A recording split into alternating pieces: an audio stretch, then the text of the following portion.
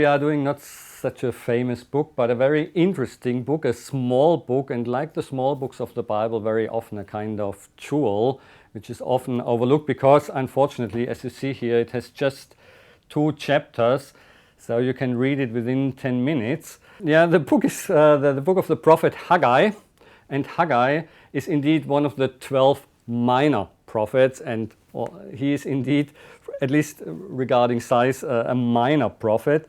Yeah, I think before we start with the content, we have to see the dating, because Haggai helps us. He stated very precisely. In a way, it's 4 short parts, and all are dated precisely.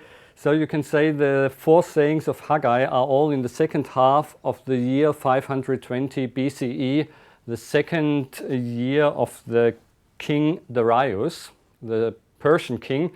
And the situation is that the Judeans, the people who were sent by King Nebuchadnezzar to Babylonia into exile, got the allowance to return to Israel after the Persians took over from the Babylonians, and this was 539 BCE. And so the first exiles returned, started to build their houses, but obviously neglected to build and rebuild the temple, which was destroyed. And so Haggai showed up in 520 and said to the people, "Oh look, you live in your nice houses already, you take care of yourself, but the service of God is completely neglected. And now look how life is. You try to get a large crop, but you receive nothing.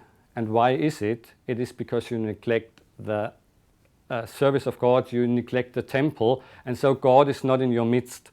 And so the whole book, in a way, tries to describe something is more important than just eating and drinking. So you need a kind of spiritual center, and you need to rebuild the temple. And so the first message is, okay, you should start. Then 3 weeks later, obviously the people made the decision, okay, we start. Then the next one is again 4 weeks later.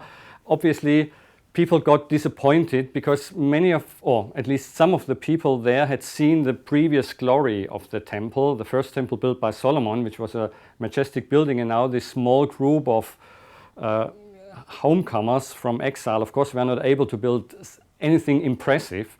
So what they built was poor, and some already lost courage after 4 weeks and said, "Oh, this will lead to nothing." So again, he makes clear we need this center, and if we are in a way brave, then God will help. And indeed, then 5 years later, the temple was rebuilt, but this is no longer mentioned in Haggai. So Haggai, his prophetical career is more or less just half a year.